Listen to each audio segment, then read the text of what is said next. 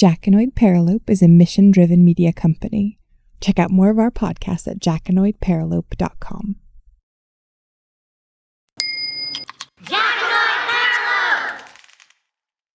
Michael. Nathaniel. What do you know about Neil Strauss's The Game? I know that this is the episode that made me go buy a better microphone. From Jackanoid Paralope, this is the Beta Boy Breakdown with Michael and Nathaniel.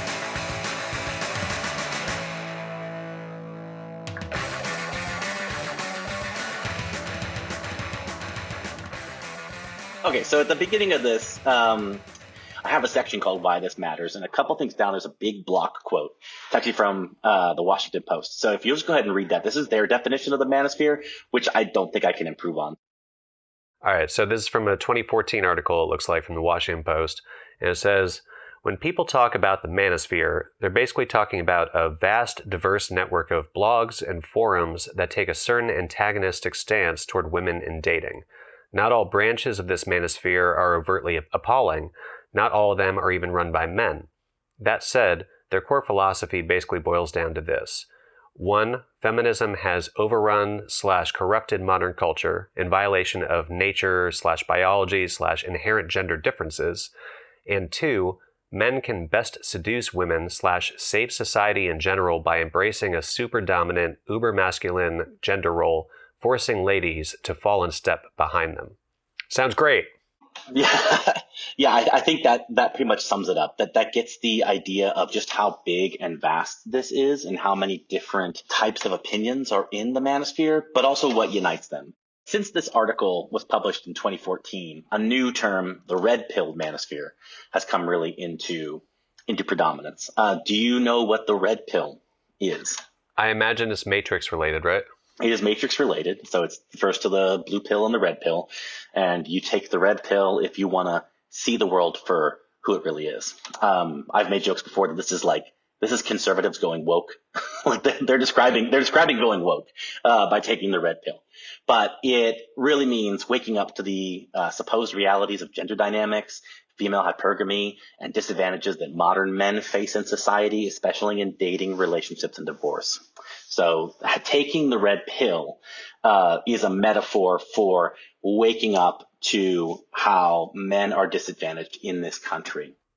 Okay, so I figured the best thing to do, since we're going to be talking about The Game, which is a manual written by Neil Strauss in 2005. It's the original pickup artist manual. I shouldn't say original. It's a pickup artist manual and really is the start of how the pickup artist community has come into mainstream American culture since the early 2000s. But I wanted to give a short kind of how we got here timeline, just to kind of point out that these ideas that pickup artists have are not new. So all the way back in 1967, we have a guy named Dr. Albert Ellis writing a book called The Art of Seduction. Now this guy, Dr. Ellis, he developed a form of CBT called REBT, which is Rational Emotive Behavioral Therapy, which is largely based on Stoicism. You don't need to know that. The only reason I mention that is there's a big link between pickup artistry and kind of pseudo-psychological techniques that keep coming up from the different gurus in pickup artistry. So I bring that up there to say this link has existed kind of forever. In 1970, there's another guy named Eric Weber who writes a book called How to Pick Up Girls. This book, Weber said in an interview, was actually rejected by all publishers. So he had to self-publish in Penthouse and just sold out, made a lot of money on this stuff. So showing that there really is a market for this type of information for guys. There was a movie in 1987 called The Pickup Artist. It starred Robert Downey Jr. and Molly Ringwald and was directed by a guy named James Toback.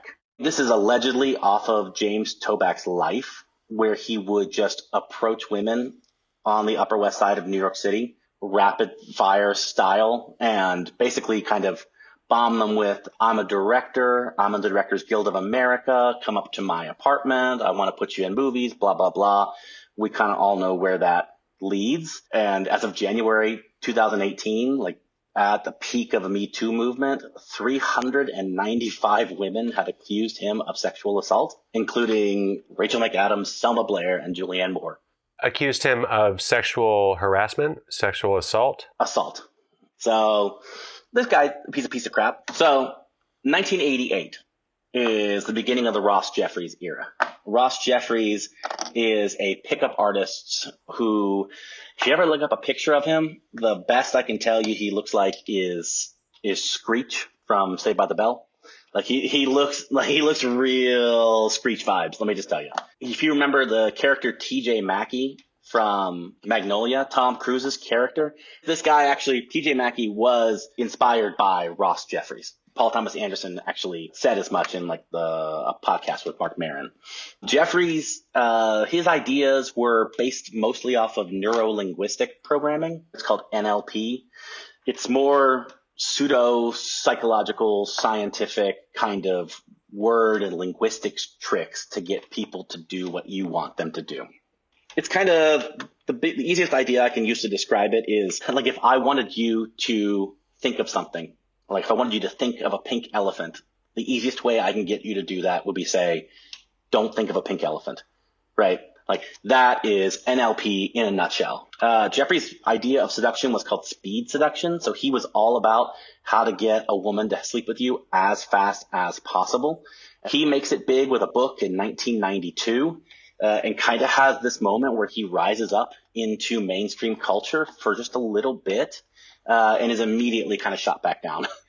You can look up YouTube clips of him on daytime talk show interviews where he is just the world's biggest prick. That's all he is. He says in one interview, I want to put women on a pedestal so I can look up their skirts. Ultimately, Jeffrey's fame is short-lived. He remains famous within the pickup artist community. A lot of these ideas that Neil Strauss employs are built off of Ross Jeffries' ideas. I want to interject one question there. And we don't have to answer it now, but I think it's interesting to just kind of like let maybe percolate as we get in all this. That idea that he says of putting women on a pedestal so that he can look up their skirts. One thing that was heralded back in the day with Trump's rise to power was he isn't fake. You know, he's real. He's flawed, but like he doesn't bullshit. Says the thing everyone's thinking. Yeah. Right. And there's something to be said about I might be single-minded, but I'm going to tell you exactly what my intention is.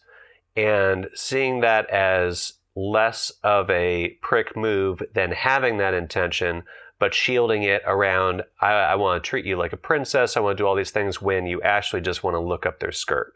He says pretty much exactly that in these interviews. So I'm just putting that in the background that for all intentions' sake, he's telling you exactly who he is. Yeah, 100%. And that's kind of the point, because a lot of these pickup artists, what they do is manipulation. But it can't feel like manipulation if they're saying, I'm manipulating you. You know, manipulation feels like it's in the shadows and you're doing it without me knowing it. But these guys are very open about what they're doing. Like they're published online. In the book, there's points where Neil Strauss talks about he's picking up women and continuing to pick them up when he's telling them, I'm a pickup artist and this is what I'm doing to you. And it makes him even more desirable at points. So it's an interesting point. It's exactly what you're saying. And I don't know what that says about human psychology, but it is interesting. Okay. So we're in 1992 and the internet starts to come up. So the first wave of the internet, especially a lot of message forums and online communities start to spring up with pickup artists. Pickup artists are publishing what they call field reports. There's a lot of military terminology in pickup artistry, and they're kind of, saying what their skills are and what they're developing, and they're posting it all online for everybody to read.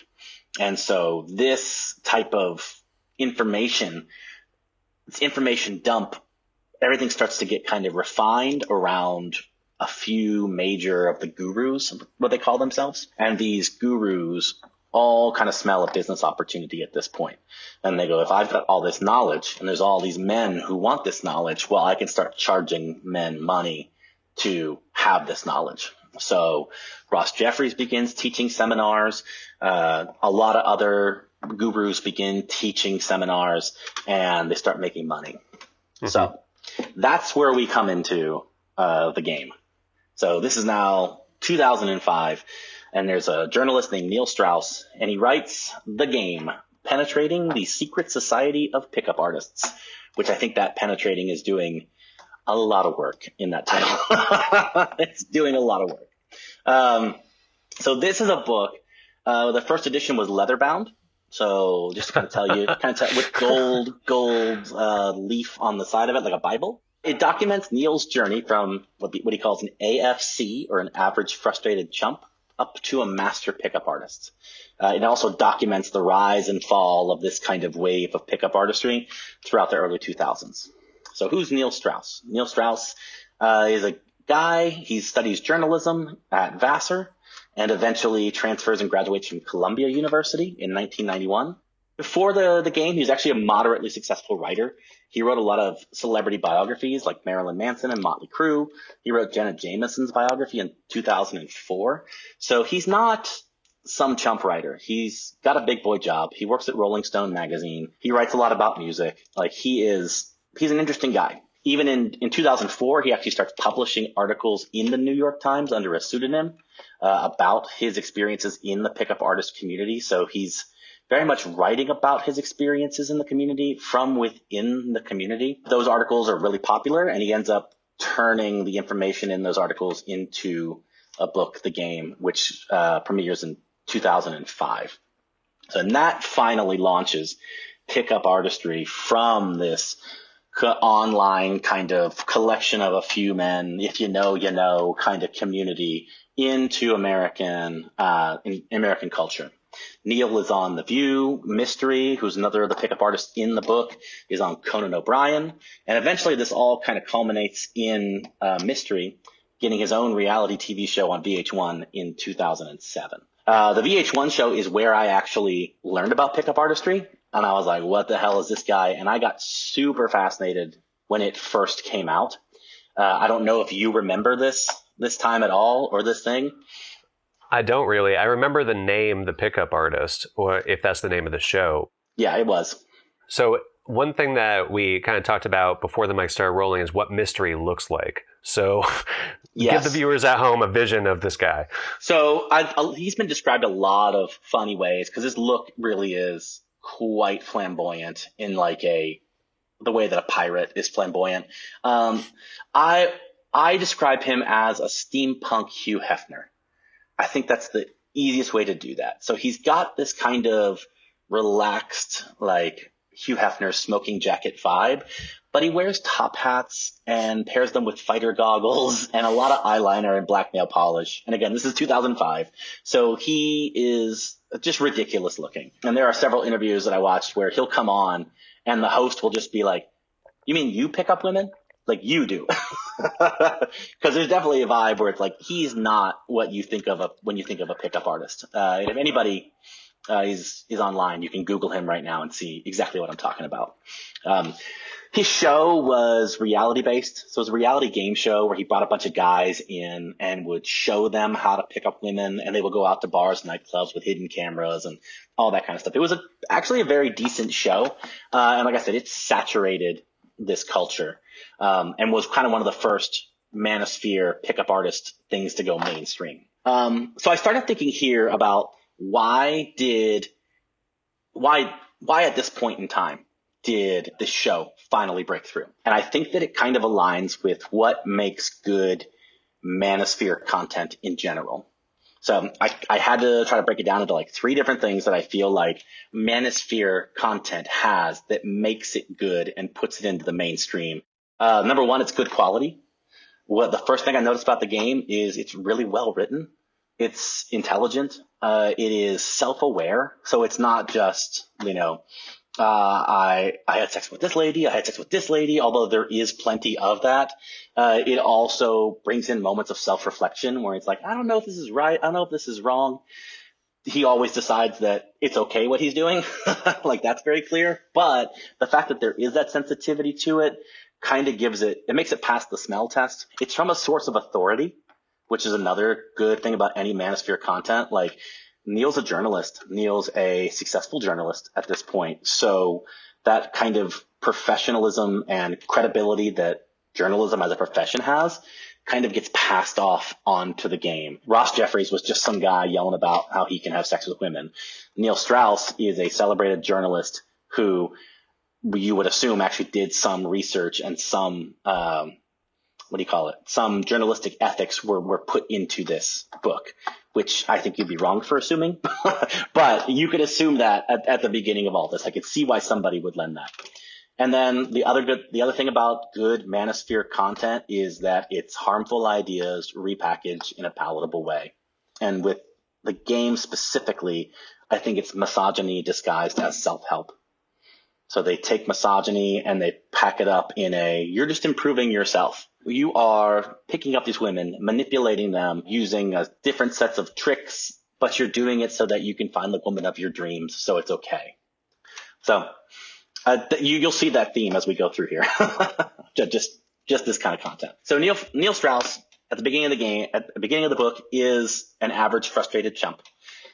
He describes himself as awkward, insecure, and invisible to women, which I've seen pictures of him before the game is a very accurate description of what he looked like. He looks like a nerd. He looks like completely invisible to everybody.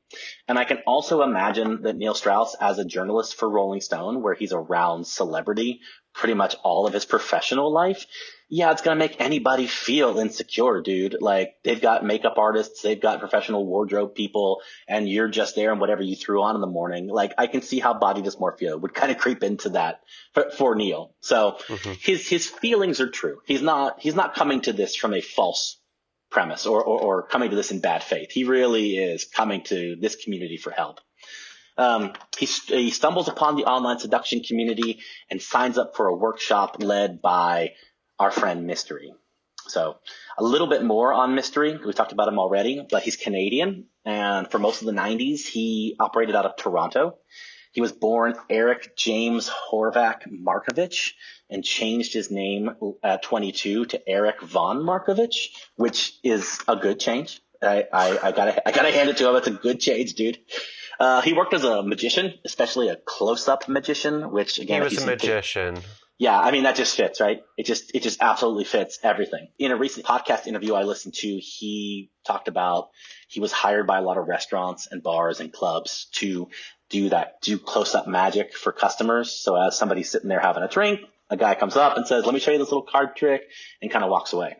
So that's what he does. And I can just imagine those skills of approaching people that you don't know over and over and over again, like, gives you a really good skill set to become a pickup artist. Little did TGI Fridays know what they were unleashing in the world. Well, especially going up to people in a completely fabricated premise. Like, you're not walking up to somebody to, like, talk to them. You're walking up to somebody with a canned routine, which is an idea that comes up in pickup artistry. Like, I can see why Mystery was successful at this. Mystery describes himself also as very bad with women. He hones his skills. He keeps practicing and he gets better.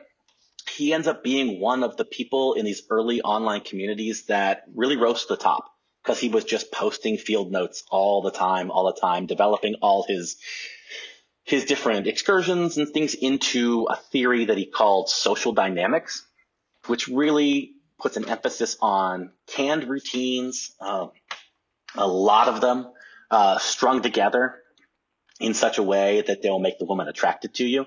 And also a really, really flamboyant style of dress that he called peacocking. Peacocking is one of the terms that has kind of broken through and is still in use today. And it just refers to, like, looking outlandish so that people notice you. So Mystery, like I said, he wore a velvet top hat with fighter goggles, a lot of eyeliner, especially for 2005, black nail polish. He's well over 6 feet tall, and he wears platform heels to where he goes. So this man is towering in a nightclub situation. People are going to notice him. And the idea is, if people notice you, that might give a woman an excuse to come up to you and go, "What's with your nails?" And now you have a conversation going. So that's the basic idea. That's not wrong. Like, that makes sense. His way of doing it was full-on close-up magician. Yeah.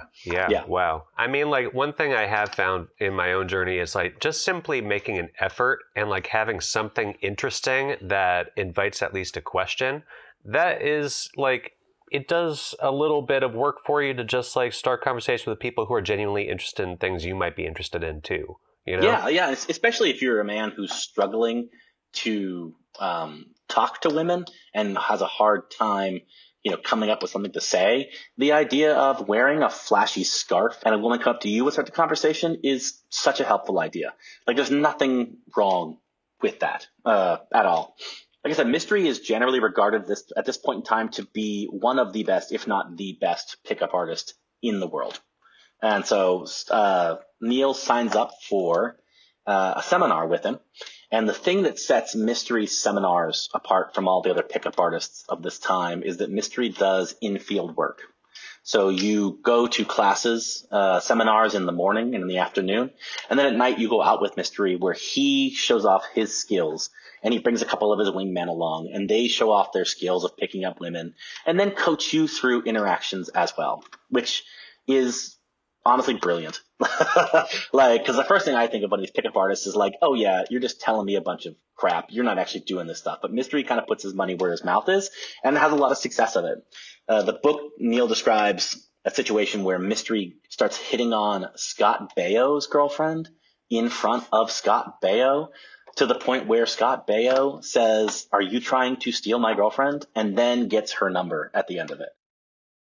After the workshop ends, Mystery kind of befriends Neil, which I think has more to do with Neil being a Rolling Stone journalist than anything. But it quickly invites him out, and the two begin going out at night and sarging together. Sarging refers to going out at night with the expressed purpose of picking up women. So you're going to bars to pick up women. You're not just out for a fun time.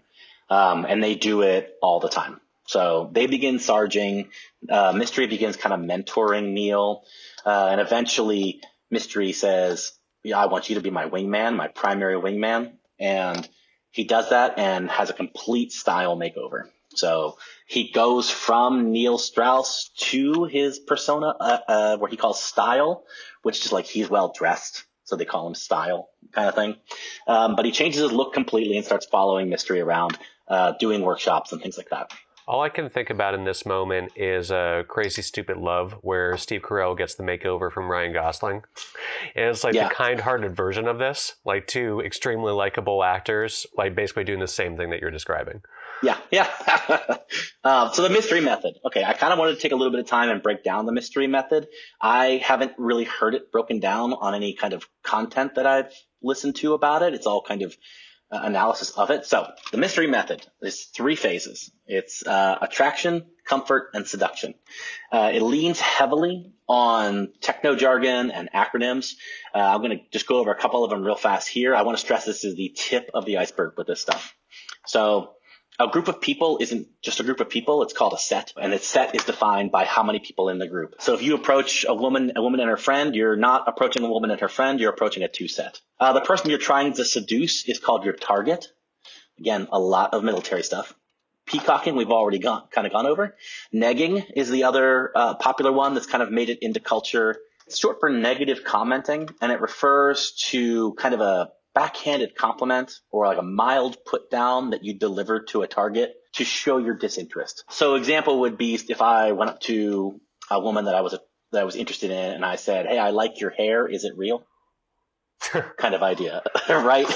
Or they describe one in the book using a piece of dryer lint. So you're supposed to take a piece of dryer lint to the club with you and like hold it over a woman, like walk around to the front of a woman, hold it up and go, "I just took that off your dress. How long has that thing been there?"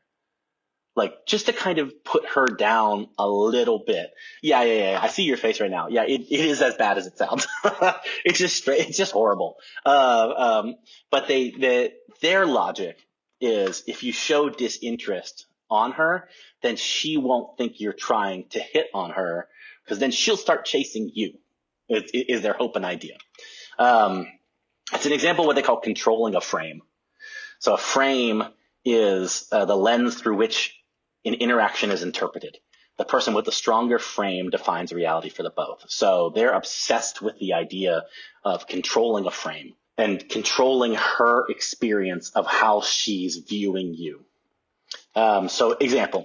So if a woman says to you, "Are you trying to hit on me?"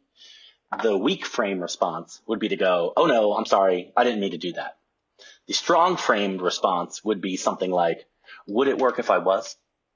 So you're constantly, you're putting it back on her. You're putting it back on her. Exactly. You're the one in control of the frame, so she is constantly chasing you. I can see this idea borrowed heavily from close-up magic. Surprise, surprise, when you take it into real life, it's manipulative as hell.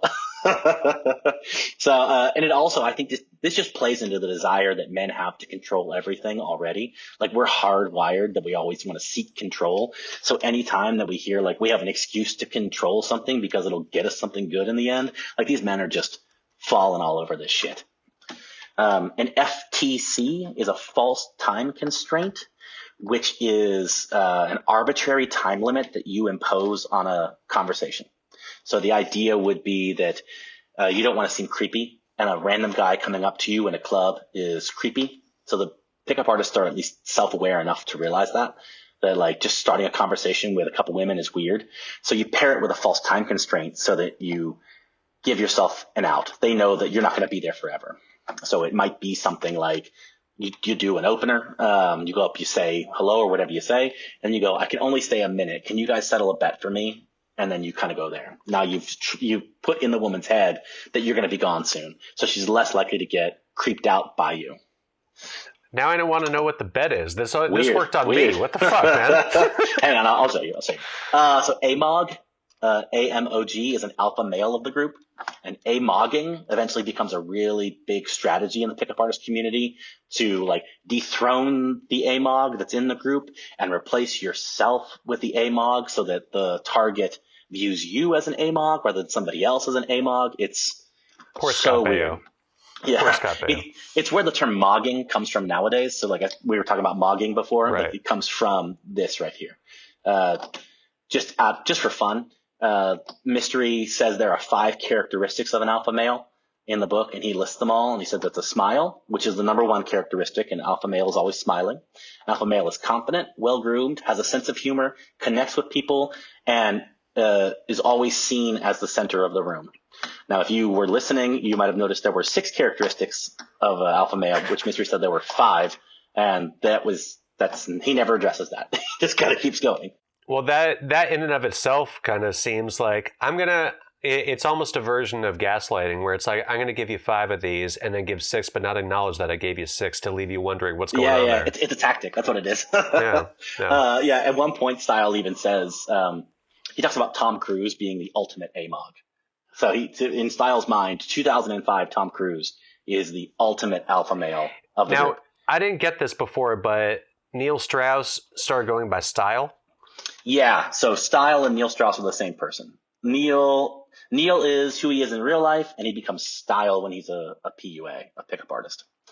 They all have weird names. There's names like somebody's name is Grimble. There's a Matador at one point. Yeah, so they all take on weird names. I think it's part of the routine. But yeah, so he refers to Tom Cruise as having 6 of the 5 characteristics of an alpha male, which I thought was really funny. So the mystery method, in order to do it correctly, you'll need 4 to 10 hours of time with your target. 4 to 10 hours of time. You'll need 4 to 10 hours of time. Well, he said you need to, quote unquote, invest for 4 hours of time, which is weird use of the word invest. But this is coming up in a bar setting, a nightclub setting? The 4 to 10 hours can be spent all at the same time over the same night or across multiple dates with the target. So if you spend an hour with her at a bar and then the next day go out to a cafe for another 2 hours and then have a date for another 2 hours, then you can get that. But what's the end goal? Is just sex. It's all sex. So 4 to 10 hours investment to get to sexual relations. Yes. Okay. According to Mystery with this method. All right. Okay. Got it. So I said the phases earlier, but we'll go through them. Phase 1 is attraction, which your goal is to spark the target's interest. You're just trying to get her interested in you. And the first way you do that is you open sets. So you go up and you open a set of women with some canned openers. And then you do what they call DHV, which is demonstrating higher value. So openers are different from pickup lines. They range from innocuous things like getting someone's opinion, like I said before. So it's like, my friend and I are having a debate. Can guys and girls really just be friends? And you pair that with a false time constraint. So you say, hey, I got a question. I can only stay a minute. I got to get back to my friends, but we're having a debate. Can you settle it for us? Can men and women just be friends? Right. If somebody says that to you, that's not a pickup line. That's an opening for a conversation. And if a woman is receptive to that, she'll engage. And if she's not, you move on to the next set. They're really big into like numbers. Numbers. Keep your numbers up. They also have absurd hypotheticals. Again, it was 2005. So in the book, it's things like, my friend got asked to go on the Jerry Springer show. Should she? And again, 2005. And it's a female friend in that instance. Yeah. Oh yeah, you definitely want to make sure, because that's pre-selection. If you have female friends and then that means you are pre-selected by women to be safe in their mind. In a recent podcast interview, Mystery said that the best opener he ever used was just hi. And I'm like, you son of a bitch. If I paid so many thousands of dollars to get a learning experience, like seminar with you, and you told me to go up to a supermodel and just say hi, I would be so fucking pissed off at you. But he claims that's the best opener. Yeah. Yeah. So after you at the very least, it's like the least amount of effort to get maximum return, because right away from a hi, you're going to get whether or not they're at least open to something, I would say. So yeah, like you're saying one word, you already have direction. Yeah, somebody's going to, if you said hi to somebody, they would probably just go, what? And now you're in a conversation with that. So like I could see it fulfilling its purpose, but I'm like, that's what, dude? Thanks a lot. So DHVing is when after you open a set like that, you demonstrate higher value. And a DHV is any behavior, verbal or nonverbal, that signals that you have high S&R value, which is survival and replication value. Survival and replication is exactly what it sounds like. Like, are you going to be able to provide safety? This is what they think a woman is thinking. I want to preface it with that. What they think a woman is thinking at all times is this man going to keep me safe? Is he going to keep me fed? Is he going to keep me in a house and a home? And would I want to mate with this man? Do I want to pass my genes off of? And there is a lot of language that Mystery uses that is very much, this is a subconscious thing that all women are feeling at all times, which is quite convenient because you're like, hey, don't even ask them about it because they don't even know they're doing it. If you ask them about it, they're going to tell you no, but you can't believe it because they're a woman. So he's very, very explicit that this is a subconscious thing and that women are constantly judging you against this kind of on those two things, survival and replication. And the only way to make sure that she has a high S&R value is for you to demonstrate that higher value by saying or doing a myriad of things that can fall into that. So the example that I wrote down, if you just said to a woman in the middle of conversation, man, this week has been hectic. Between my board meetings and my climbing group, I barely had time to keep up with my Tinder matches. My friends are telling me I need to get an assistant. Right. Some bullshit like that, which they would think is a great thing. I mean, that signals that you are successful in business, that you're physically fit, that you have potential other romantic interests. You don't need her sitting in front of you. And you're at the point in your life where you're busy enough and rich enough, you need an assistant. Right. Get it? Yeah. Yeah. It's that simple. And so you just be doing this all the time. Like part of me wonders, like, if you tell them like, oh man, my Lamborghini's parked out front, and then you go out front and there's no Lamborghini. Like, what do you do? But that's like not on their radar at this point. They're just like, just pump yourself up. So then you move on to phase 2. After you've done that enough, now you're in phase 2. And phase 2 is called comfort, and it's to build trust and emotional connection. I'll say at this point that every one of his 3 phases is also broken down into 3 phases within each phase. So it's quite complicated. I'm not going to go through them all 3 phases in the attraction or the seduction phase, but I'm going to do it here in comfort because I think it's quite interesting. And at the end, I'll tell you why. So C1 is comfort one, and that's initial comfort. So that's a private conversation in public. So where you are actively listening using eye contact and what they call kino, which is kinesthetic. So you're lightly building touch with this person. So you are, touching them on the hand, you're holding their hand, seeing if they hold it back, et cetera, et cetera. And they call this, a lot of times they call this compliance. So they are testing a woman's compliance with them while they are doing this. So even by just saying, hey, let's go over here, it's probably a better place to talk over here in this part of the club. And she follows you, you're building compliance with her, et cetera. C2 is you're building deep comfort. So that's where you get out of the venue that you're currently in and you start building shared experiences with her. So you go on a walk with her, you take her to a different bar, you go out the next day for a lunch, whatever that is. You're just trying to create a quote unquote mini relationship in her mind. From this point, that's when you're escalating things further with Kino. You're telling deeper stories. So they have routines for routines that make you seem like an emotionally open man.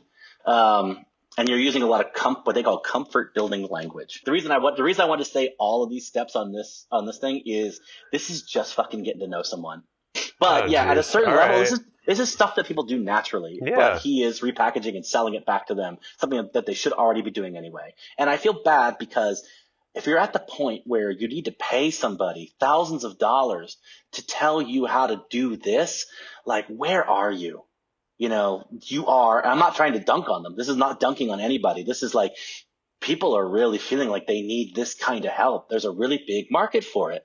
And at that point, I'm not surprised about that. Yeah, I'm not surprised. I'm not surprised about it either, but it still makes me go, fuck, that's heavy. That's heavy right there. Yeah. So going on to C3, the C3 mini phase is intimate comfort. So that's where you've got your target in a private safe location. God, this all sounds so dirty when you use these terms.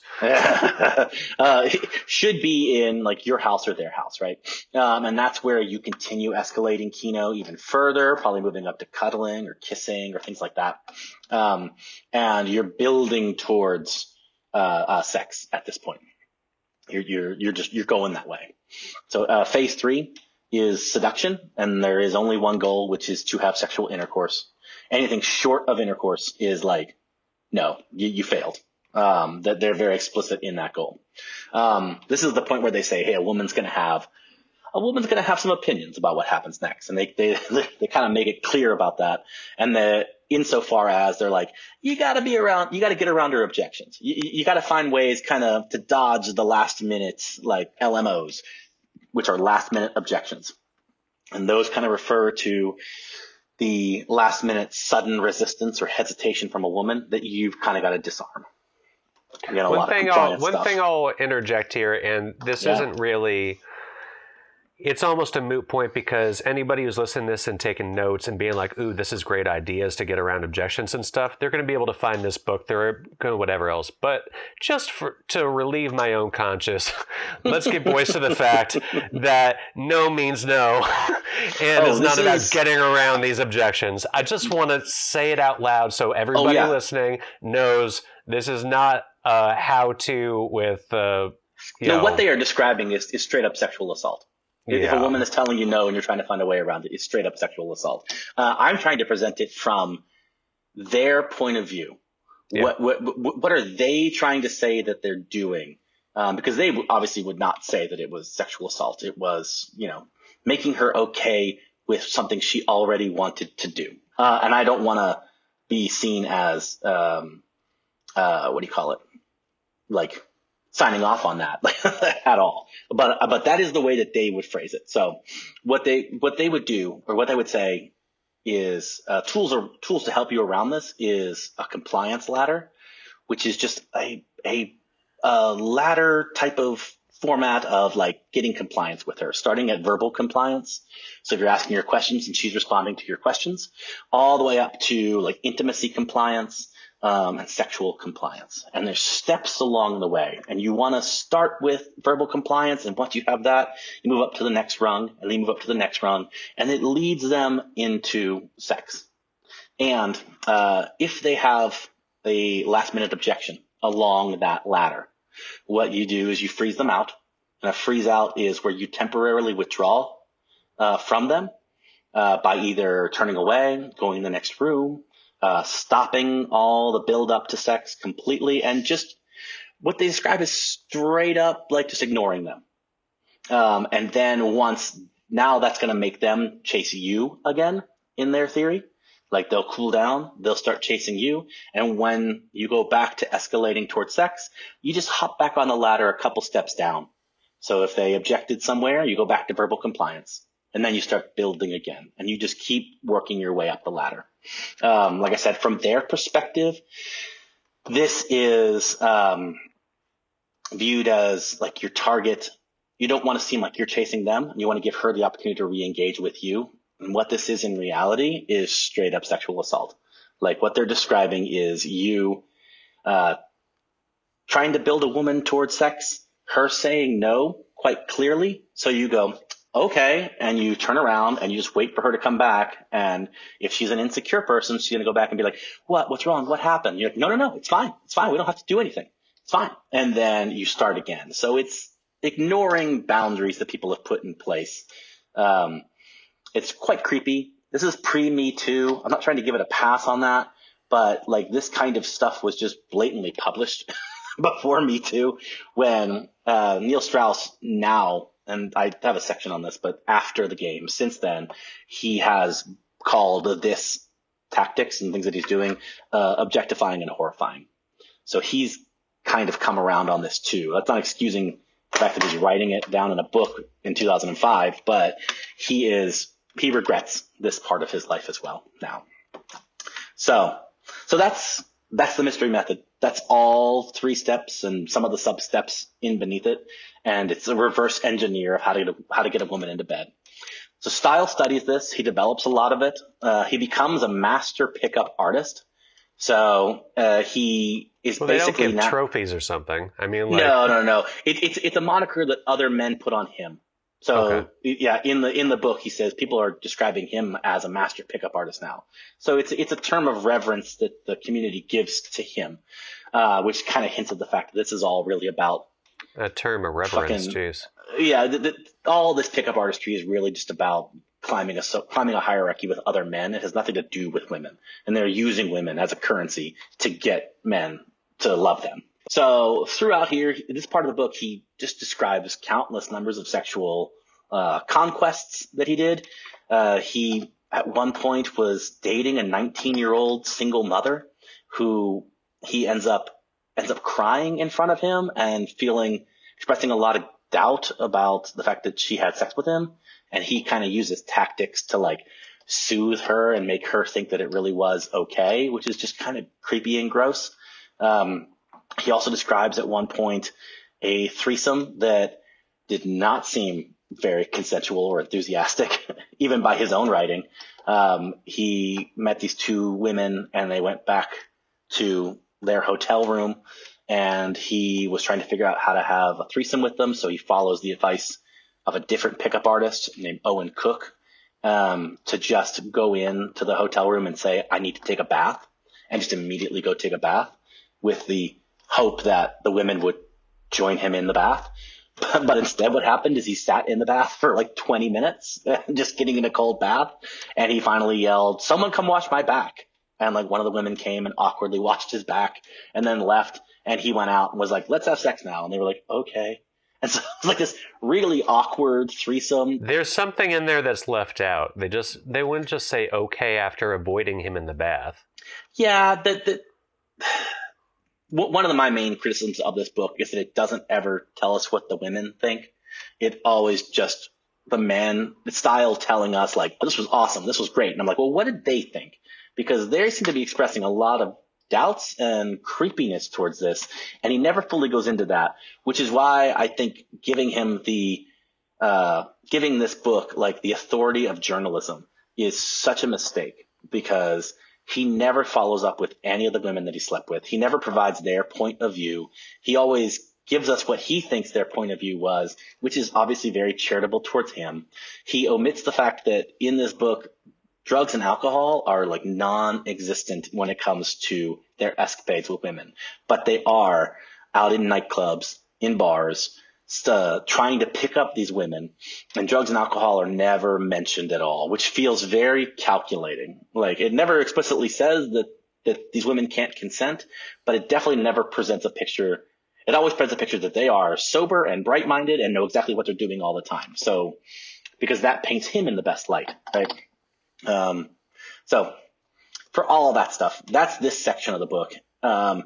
It's extremely weird. And it was just a lot of him going, I want to tell you about all the sex I'm having. So at this point, Mystery has the first of 2 mental breakdowns while this is all kind of going on. And Neil stops short of calling him bipolar. Like, he never says that Mystery has some really bad bipolar, but he'll just write like, Mystery was very productive one day and then spent 3 days in his bed. And you're like, okay, like, this guy is clearly struggling with a lot of issues. And during one of Mystery's manic sessions, they actually plan for all the pickup artists to move to Hollywood and have a mansion on the Sunset Strip and try to take pickup artistry mainstream. So they have a house and they call it Project Hollywood. And they all move there, and it goes just about as well as you can expect that it would have. It's basically a horrible thing from the beginning. There are 4 major pickup artists who live there: Mystery, Style, a guy named Papa, and then Tyler Durden, who is aka Owen Cook, who I mentioned earlier, gave him the advice about the bath. Owen Cook goes by the persona Tyler Durden, which is Brad Pitt's character's name in Fight Club. So whatever, dude. But like, throughout the book, at one point, Tyler Durden and Papa start their own company, and Mystery just gets fucking pissed off because Mystery's method is, at this point, is called social dynamics. And Papa and Tyler Durden start their company and they call it Real Social Dynamics, which is petty as fuck. And like, that's some good early 2000s search engine optimization right there. That's some SEO right shit right there. Yeah, that's the mogging. Exactly. And so Mystery he becomes unstable, has a real hard time kind of uniting these personalities, like this pickup artist personality he has with like his need to be in a long-term, like, relationship, and he's just finding those two just incongruous, and he's having a hard time. He wants to be in a long-term relationship while he's doing all this? Yeah. Oh, yeah. He has a long-term he has a girlfriend at the time. It's not a long-term girlfriend. But like, they have a breakup, and it basically wrecks him. Does he keep on picking people up while he's in this relationship? It doesn't say in the book. My hunch would be, of course, like, this is an obsession that they have. Again, picking up women to these men is not about picking up women. It's about showing dominance over other men. So, and that's a obsession. That's a worldview. You can't get away from that. So he's not viewing picking up women as infidelity or incongruous with that. He's viewing it as fulfilling a different need within him to be dominant over other men. And so his need for a long-term relationship is different from that. So I'm guessing there isn't a whole lot of attention paid to making the sex satisfying for the women they're with. It doesn't say anything about that. I should say this. Women are you want to make sure a woman has a good time, always, as a pickup artist. They would definitely say that, because if a woman's having a good time, that means you get more sex. So it's not about like having a good time with a partner sexually because you want them to have a good time. It's about having a good time so that you can have more sex. It's always filtered back through you. You know, this will get me something if they are doing this. It doesn't quite go into the ins and outs of, you know, how many times the women are having a good time and how many times they're not. But that's kind of what's going on. Mystery becomes very openly suicidal at this point. At one point, Style walks in and sees Mystery taking apart his bed. And he goes, "What are you doing?" And he goes, "I've got to give my bed to my sister. I got to give away all my stuff before I kill myself so that everybody has like things from me." Giving away his bed feels weirdly metaphorical. Yeah, that, and just the fact that he's saying, "I'm giving away my bed because I'm going to commit suicide." It's like, I mean, that's scary in its own right, but like the bed to your sister when you're sleeping with many strangers on that bed and you're giving it to another woman in your life who's a non-sexual woman, It's just like steeped on steeped in weird ways there. Yeah. The what do you want to call it? The metaphor and the literariness of all this, like the Shakespeareanness of all this, is like not lost on anybody. So he spirals. He has a suicide attempt, and he goes to the hospital. He eventually gets voted out of the Project Hollywood house because when he broke up with his girlfriend started seeing Papa, the other pickup artist in the house, or one of the other ones. So there's that dynamic where your ex-girlfriend is dating somebody else in this house. There's a bunch of drama. Mystery gets pretty violent at times, and they end up voting for him to kind of GTFO.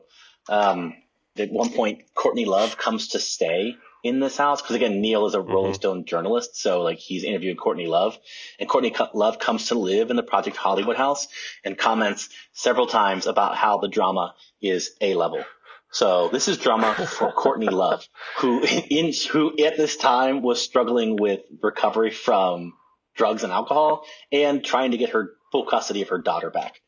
Obviously the community fractures at this point, and Style learns that Tyler Durden and Papa are trying to amog him and Mystery. So they view Mystery and Style as the amogs in the group, and so they run their amog tactics to get rid of Style and Mystery and replace themselves as the amogs.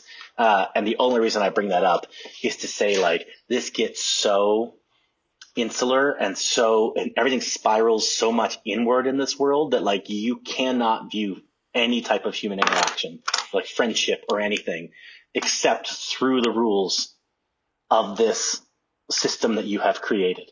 Like, you're not having a fight with friends. You're trying to amog them. It's like, Jesus Christ. So this is like a worldview that they're building for themselves, and they can't go outside of it.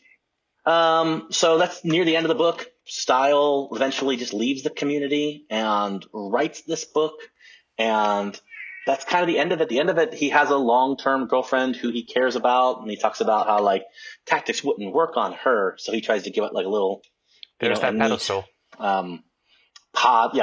positive ending.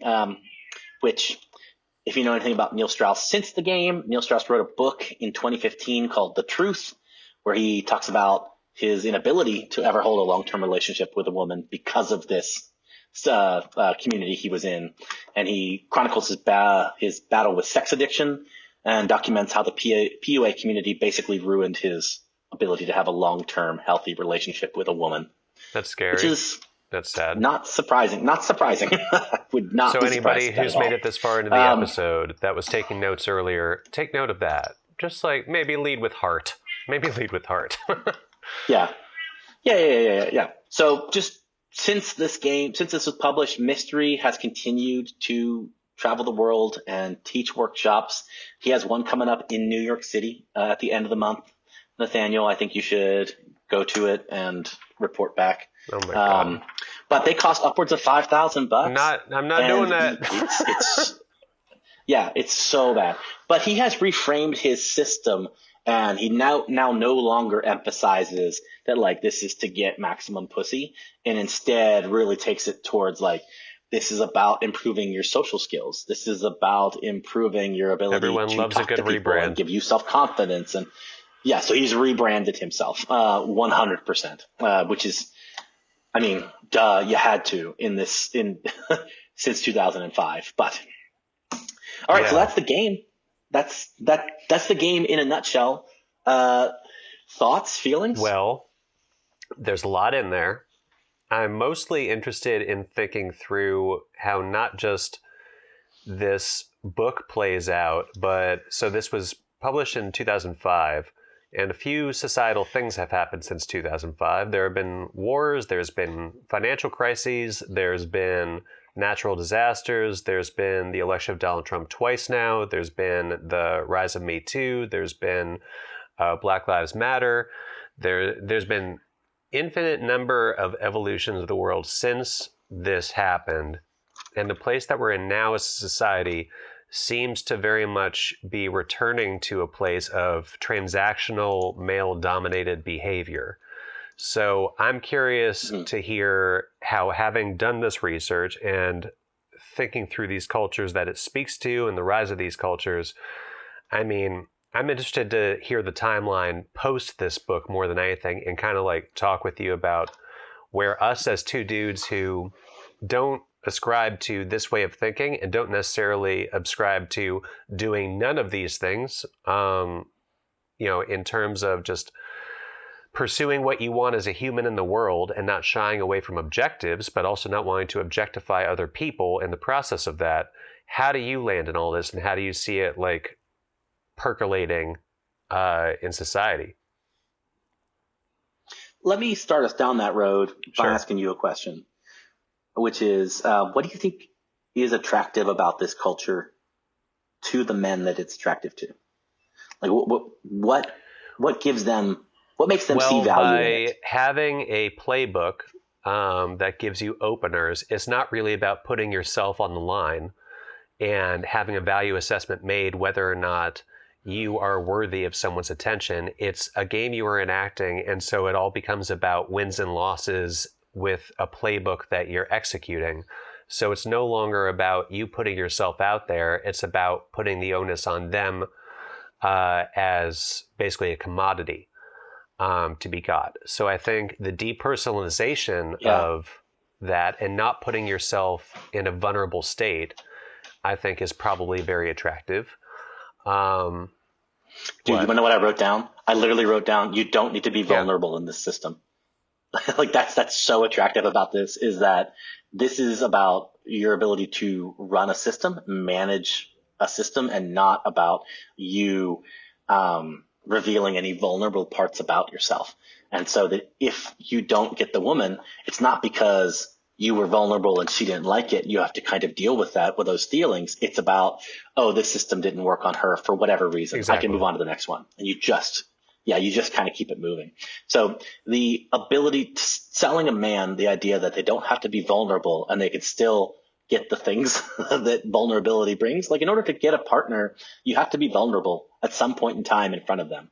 You have to show up and offer some kind of, you have to be emotionally available to them. But a system like this kind of offers you a little way around it, or sells you on the idea that there's a way around it. You don't have to do that. Just follow the system. I think it offers community. I think that this is a community of men who, and with all the talk of like the male loneliness epidemic and things like that, like the idea that this offers community is very like ties. Do you think it ties into the subcultures you were talking about that come together online? Yeah, so that's the community you're talking about. Yeah, so in incels, we'll get into incels here in a second, but like definitely the fact that it's online, and online is still a predominantly male-dominated space, there's a community in there of like-minded people that you can get to know and talk to, and that's just at some level as human beings what we're all looking for, what we all want. Somebody who understands our problems and we can talk to about them. Which is, it seems like that actually is a benefit of being authentically vulnerable in a relationship, but that's neither here nor there, I guess. I think gamification is in there too. Like, this is gamifying a relationship in a certain way, which is appealing, especially for men. And yeah, that's it. That's what I had down there. I think that this appeals to men who feel left out, and to men who feel like they are searching for answers. There's like a certain overlap between like the people who are looking to get into a cult and the people who get into this, of like they're at a time in their life when they're down and out, dejected, they don't have any answers, and here comes somebody who tells them it's just one easy thing you need to fix. Pay me $5,000 and I got it. Which is why I call this a grift, because it's somebody selling a lifestyle that is unachievable, number one. They're lying to you, but because they're telling you a lie in a problem that you feel is very high stakes for you, which a lot of people, to get a long-term relationship, is a very high stakes problem. Can you explain to me what the lie is and what the deliverable that's being promised is? The lie is follow this easy system and you'll have any girl you want. Doesn't it actually work? No, I don't think it does. I think it works for certain men trying to pick up certain women at a certain point in history. Like, this isn't about how to pick up women. You can't go to most places and work this on women. You have to go to bars and nightclubs, and the women in this are exceptionally young. So I think that's important to kind of like point out women. Is that like it's about I'm going to use the phrase taking advantage of somebody's youth and probably inebriated state, so that the tactics work more readily than they might with someone who's at a poetry reading that's in their 40s. There is a certain percentage of people who go out at night to a nightclub who are like, I'm going to sleep with somebody tonight. And going up to them and negging them and doing these kind of tactics on them are self-selecting, so that the people who are thinking that are already going to be engaged with you, no matter what. They're ready for it. They're cool for an experience. So the fact you're just, like I said, you're just weeding out all the ones who aren't into that and toning in on those people, and then going to other men and saying, I have a system to attract everybody. It's like, you don't. You don't have that. So I want to get into that idea of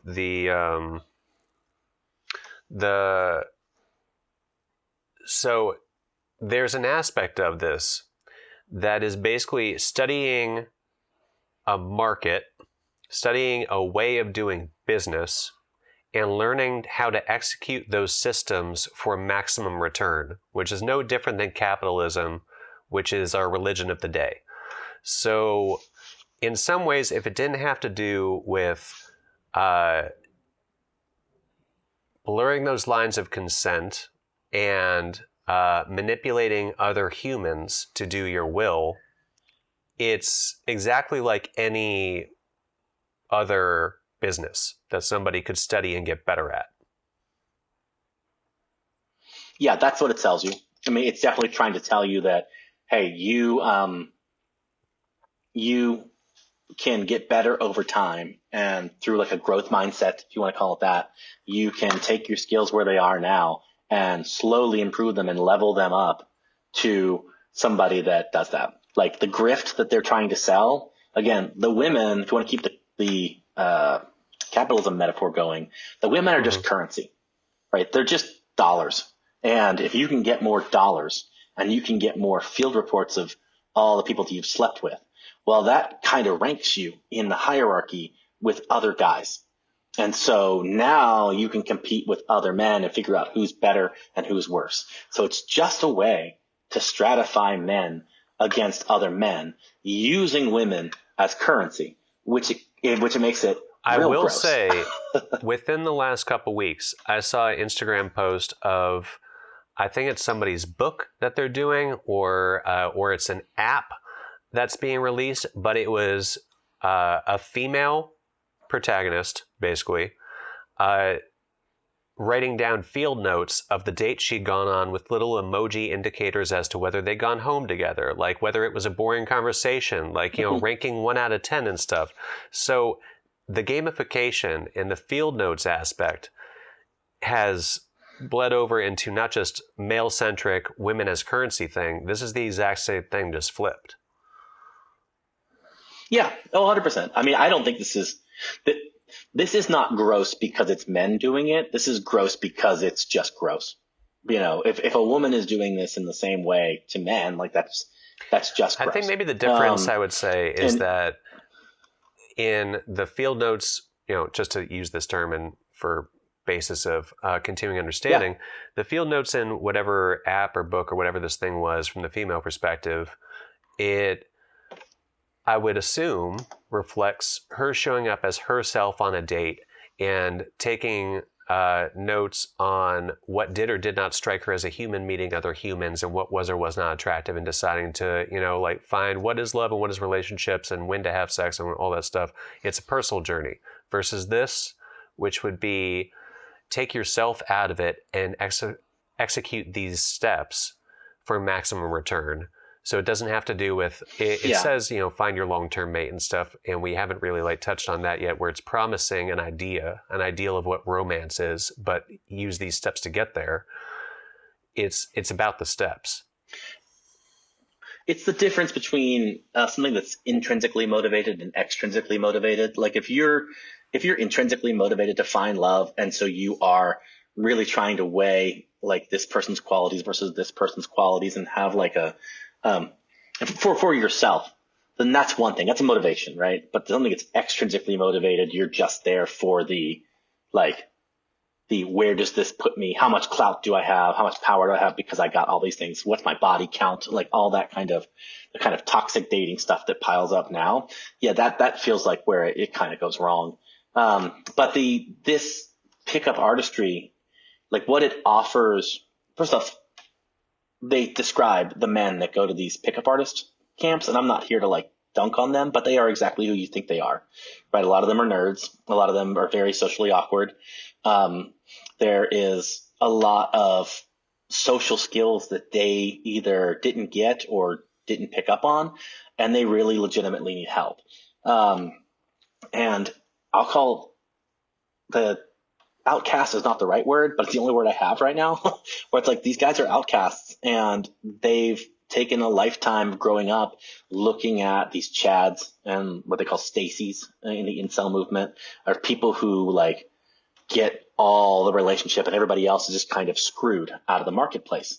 What this offers them is a way to dominate over them. Right. Okay. I missed the skill, but now as an adult, I can go learn these skills. I can get this. I just pay this amount of money. Then I can be the Chad. Then I can be the one on top. It offers them a pathway to that. And when it's framed in an idea of you can be the top of the hierarchy, and hierarchies are the problem with everything. Hierarchical thinking is what gets us all into these sticky authoritarian situations and shit that we're in now. All right. So let's pivot to that. So, remember that a while ago at the beginning of the episode, I talked about the 3 qualities of manosphere content, what makes it impactful. And it's good quality, source of authority, and harmful ideas repackaged in a palatable way. So let's talk about PUAs through that lens, right? Modern PUAs. So YouTube and equipment for videoing and recording yourself, we're using some of it right now, have gotten so much better. You can purchase an amazing microphone and a great camera on your phone and make a professional video now. So modern YouTube and modern social media has made the quality of their videos so much better. You go back and you watch some of Mystery's videos, and it's a VHS tape. It's boring. Some of Mystery's seminars are on YouTube. You can't get through the first 20 minutes. I would be hard pressed to find anybody that could, because it's just very bad. It's good quality for the 90s, but it's still 90s video quality. But now you've got people making amazing videos, all that kind of stuff. Sources of authority. So Andrew Tate, it's debatable whether or not he's a pickup artist. Specifically, he's a lot of different things, but do you know who Andrew Tate is? I know the name, but why don't you introduce it just in case folks don't?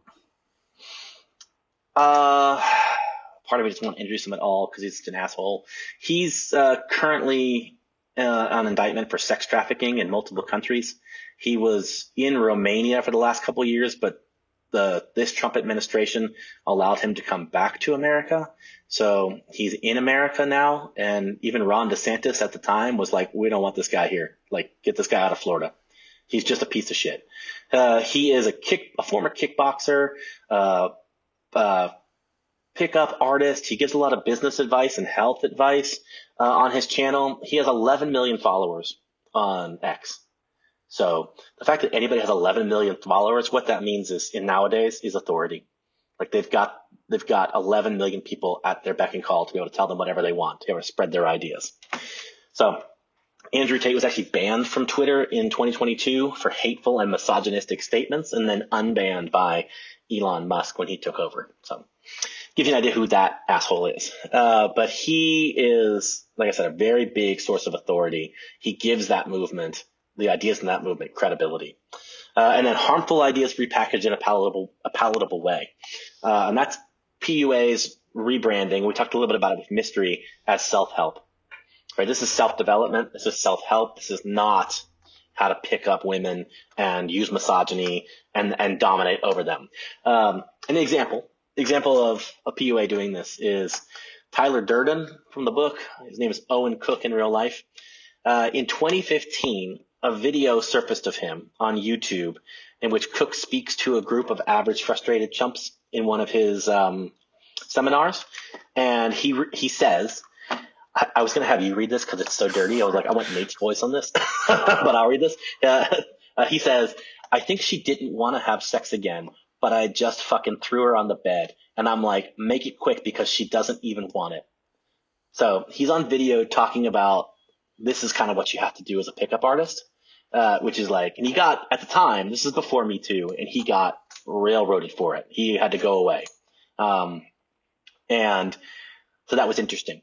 So now, if you search on Google, Owen Cook quotes, just do that. You'd think this would come up. But instead, what comes up there are 5 that came up when I did it, and here's what they are. You are the average of 5 people you spend the most time with. The only way to get what you want is to take it. Life is about the choices you make. You can't change your past, but you can change your future. Can you tell a difference between those quotes and what he said? And the quote that he said in 2015, nowhere to be found. So this guy has scraped the internet of anything and rebranded himself into this. And maybe he has changed. He talks about state control a lot on his channel, which is just about maintaining positive state of mind and good energy. You can't control what somebody else does, but you can control your reaction to it. Very stoic, like stoicism comes into a lot of the manosphere. And that's where he is now, which is just such a vanilla milk toast version of what he fucking said before. Do you 2015. think all of this, it seems like this is just scrubbed of anything that could be construed as, well, you said it yourself, like dangerous things repackaged as palatable. It's so palatable that it's boring and meaningless, but behind it is presumably the same person that would fuck somebody that doesn't want them to.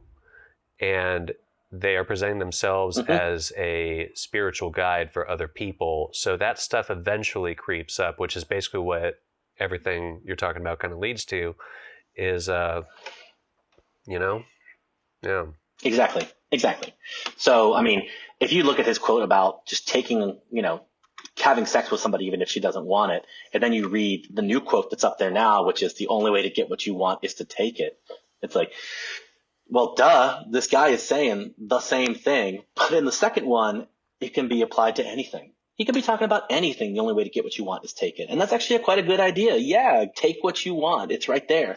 That's not a bad idea. But when you realize kind of what's bubbling like one level below the surface is this horrible misogyny that is talking about taking a woman's sexual agency away from her, taking her ability to make decisions away from her. I have on here, we don't have to do it. It wasn't fitting into this episode, but I have have you ever heard of hypergamy? I need you to define it for me. I've forgotten. The idea has been around for a long time, but it's specifically in the red pill manosphere. What it talks about is the belief that 100% of the women in the world will only try to have sex and relationships with the top 20% of men. It's an 80-20 rule. So whereas a man, just to use numbers like 1 to 10, like if a guy is a 3, then he'll try to have a relationship or have sex with female 3s. And if a male 5 will try to have sex or relationship with a female 5, men will naturally stratify themselves out in the right order. A woman, on the other hand, according to them, a female 3 will always try to mate and to have a relationship with a male 10. And a female 5 will always try to have a relationship and a mate with a male 10, et cetera, et cetera. Women are always looking to the top 20% of men in order to find partners. And what that does is that takes away access to the sexual marketplace for 80% of the men. Yeah. They call it the sexual marketplace, and they have called your sexual market value, right? What this does is women have now taken away access for 80% of the men to the sexual marketplace because they are all sleeping with one guy. And men, because of their nature, will obviously sleep with anybody who comes to them. So these male 9s and 10s are sleeping with all of the women. And what that does is that shuts everybody else out. And that's resentment. And now you've got men who feel resent towards the Chads who are doing this, and resentment towards all women for not following this natural order. So the only solution is for men to reassert their control over this whole system and return order to things. Order just happens to be whatever they believe order is. But that's what they believe. That leads to incels. That's how you kind of get a direct line from pickup artist into incel culture. Is that these men who recognize and see that the feminism has done this to the relationships, they get really super pissed off at this. And at first, a lot of them will try to go to pickup artist culture and be like, okay, well, what I can do, I can only control myself. I'm going to try to work on myself. It's an idea called maxing, right? Maxing is the idea that you're trying to max out certain stats. It comes from Dungeons and Dragons. Or you max out a certain stat on your character. So they have things like gym maxing, right? I'm going to get really buff. The looks maxing. I'm going to groom myself really well. I'm going status maxing. I'm going to make sure I have the best job, right? You can do all of these things to increase your sexual market value. And pickup artist culture is a form of maxing, right? I'm going to max out my game. Because it's a grift and because it doesn't work for everybody, a lot of these men realize I've just been duped. I just paid $5,000 to go listen to a guy tell me how to pick up women, and he said just go up to them and say hi. Like, what the hell is this guy? And so they become disillusioned. They become very angry. They become nihilistic, and they become black-pilled. And the black pill is more about incel culture, where they just go, fuck it. It's all a lie. Like, these women have done this, and they win, and I'm just going to be involuntarily celibate my entire life. Which is just, on one level, really sad, heartbreaking, really heartbreaking, that somebody could get there. My heart breaks for these guys that have done this. I'm not big into like dunking on them like a lot of people do. There's just not a really reason. These are people who are hurt. It does erupt into real world violence at certain points. Some of these men go to places that are violent and mass murderous. So there's two famous examples. One is Elliot Rodger in 2014, and then Alec Manassian in 2019. Elliot Rodger was the first one. He called himself the Supreme Gentleman. So you'll see a lot of incels in their forums using terms like Supreme Gentleman and, in a reverent way, reverent towards the Supreme Gentleman. After he did a mass shooting. So what he did is he released a 137-page manifesto documenting how women and Chads have ruined his life, and about how nobody will have sex with him, and he deserves to have this. He comes from a rich family, and he's decently good looking, and he goes through all this. He goes, and they still won't sleep with me, so fuck them. And he ended up killing his roommates. He killed women outside a sorority house. He killed people in a deli. He had a standoff with police and eventually lost. I think he ended up killing 14 or 15 people in California. Don't quote me on that number. But he was the one that kind of brought incels. 2014 was a big year for the manosphere. Like, a lot of manosphere stuff happened, including Elliot Rodger.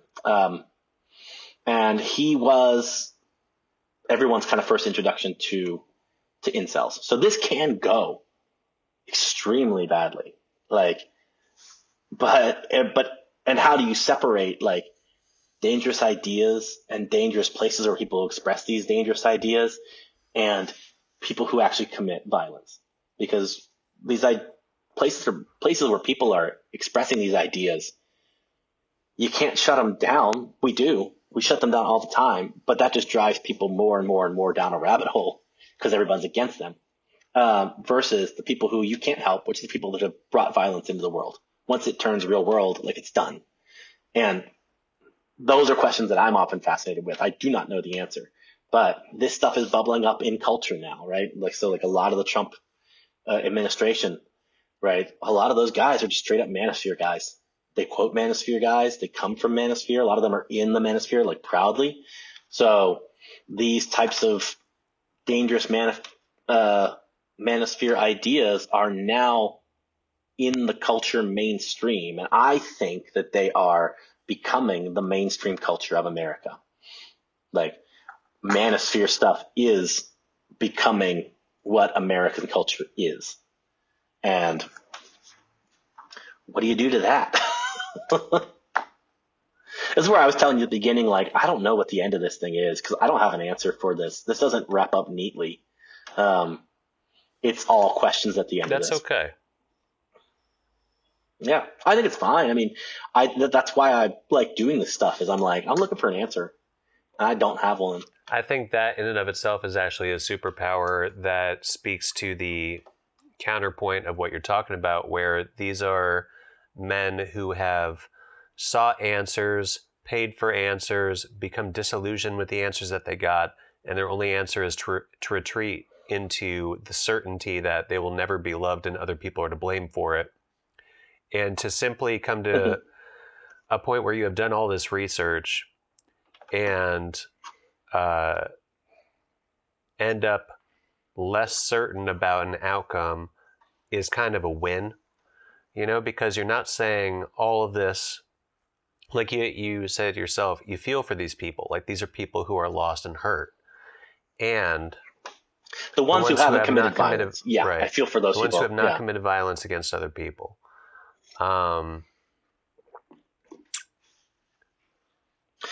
Dude, that's all I got. How do we fix it, Michael?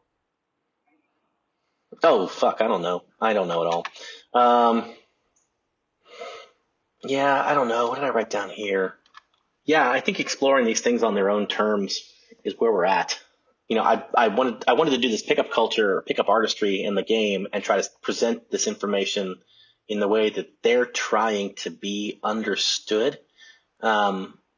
Because I feel like that's valuable because it's so easy to look at some of these men and, like I said, dunk on them all day long. But that's not helpful, or it's just not helpful. Just not helpful. I could present that case that incels are misdirected nerds who don't know what they're doing, and all they need to do is just get out there and try to talk to a woman, and it's freaking fine. Just go have sex, and all of these things that you feel will naturally go away. There is a case to be made for that. But that would be coming from a cynical point of view from my part, and not understanding what they're actually feeling. And I don't want to do that because I do feel and I'm only talking about the ones that have not committed violence in the real world. I want to believe that people with these extremist ideologies are savable until they commit these acts. Up until the point that they bring it out of online and into the real world, they are savable. They are reachable. And I don't know how to do that other than presenting their ideas, like I said, with the compassion and the way that they view them to try to tell their story. Do you think that there are any things that someone who belongs to the incel community would have heard you say and say, no, that's not what we believe? I'm sure because the incel community is not a monolith. I can't help but present them as kind of monolithical because this is a podcast and I only have so much time.